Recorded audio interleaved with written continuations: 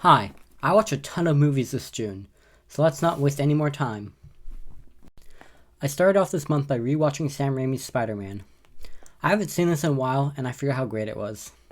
This is one of the most quotable movies ever made, so many iconic lines.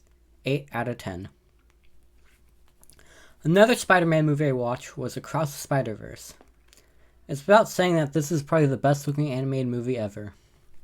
It's able to combine so many animation styles into one shot, and it mostly works. Can't wait for part 2. 9 out of 10. I also watched Walk the Line. This is a biopic about Johnny Cash. I did not really like this because I found myself hating the main character. It leans too into his drug addiction, and it turns him to an unlikable person. Also, the love story is terrible. 4 out of 10. While traveling, I rewatched Casino Royale and The Matrix Resurrections. I wasn't really paying attention to them, so I don't have a lot to say about them. Matrix gets a 5 out of 10, and Casino Royale gets a 9 out of 10. Then I watched Nacho Libre. This movie is pretty funny, but compared to something like Napoleon Dynamite or Rushmore, it doesn't feel very special. 7 out of 10. Then I watched a bunch of horror movies. The first one being The Ring. I didn't know that this was a remake of a Japanese film until after I watched it, so that's my bad. Anyway, this movie was pretty good and intriguing, even though the concept of watching an evil tape is pretty silly. 7 out of 10. Next up is Smile, which is a movie that I think I would like a lot less if I had not seen a lot more horror movies. This film has a lot of familiar tropes that I haven't been overly exposed to yet. The movie is pretty scary, but I laughed unintentionally just as much as I screamed. 7 out of 10. The best movie I watched in this little section of horror movies is The Evil Dead. This film is bonkers, wildly entertaining, and fascinating to see such a low-budget flick come together. 8 out of 10. And last, in the section of horror movies, is The Visit. This is scary while you're watching it, but then after that, you realize that it's just a bunch of old people running around. 7 out of 10. Then I rewatched Aviator. Once I knew what I was trying to do and having more information about Howard Hughes, I was able to enjoy it more. 8 out of 10. I wasn't huge on this when I first watched it, but watching it a second time I was a lot more into it. After that, I rewatched Steven Spielberg's West Side Story on the plane. I'm embarrassed to say that I've still not seen the original, but I'll get to it someday, I promise. 9 out of 10. On the ground, I watched Live and Let Die.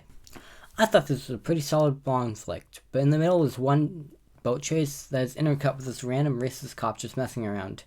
He's so annoying and takes this film from 7 out of 10 to a 6 out of 10.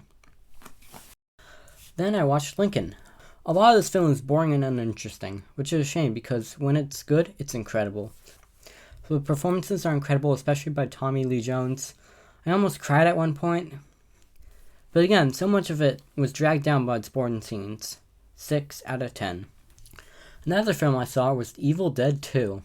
This is a lot of people's favorite Evil Dead movie and even some people's favorite Sam Raimi movie. I don't really get that. It's good, but I don't get as much out of it as the first one or Army of Darkness. 7 out of 10.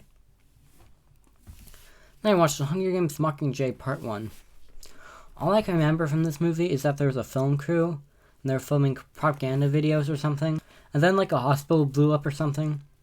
This is definitely set up for the next movie, which will probably be better than this one. 5 out of 10. Next, I watched The Departed.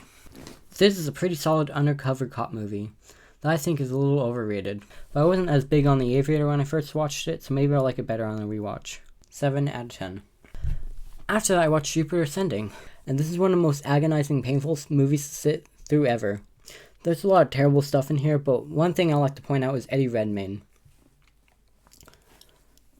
First, he's probably the dumbest looking sci-fi character I've ever seen.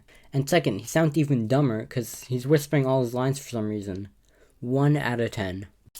Immediately after, I watched Army of Darkness, which rules.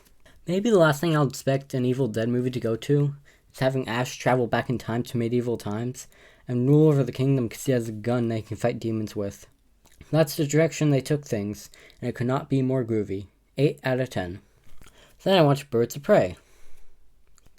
The movie is pretty good and one of the most underrated DC movies, but I don't really have anything to say about it. 7 out of 10. Next movie. Rushmore is the next movie I watched, and it rules. This is quite possibly Wes Anderson's funniest movie. Schwartzman and Murray are incredible in their roles, and it's just a really good time. 7 out of 10, but it could go up on a rewatch. Then I watched The Man with the Golden Gun. For some reason, they brought back the racist cop from Live and Let Die. He's less annoying in this one, but the movie itself isn't as good overall. 6 out of 10. Next, I watched Regan. This is a horror movie that is not scary at all. There's only a couple scenes where Megan actually kills people, and at least it's trying to be scary. Aside from those scenes, the rest of the movie is just so bland and nothing. I'm a 5 again out of 10. Then I went and saw Transformers Rise of the Beast. This movie's not ambitious at all, it's just trying to be a fun time at the movies. And for what it's worth, it accomplishes its goals. 6 out of 10. Then I watched Terminator Genisys. I'm always surprised by the Terminator sequels because I always think they're going to be awful, but then they turn out just to be okay. This one has some pretty stupid stuff in it, but I was never bored. 5 out of 10. And finally, I watched Marriage Story, which is the complete opposite of the last 4 movies we talked about.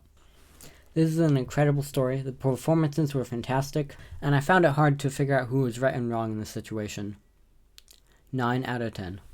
And that's every movie I watched in June.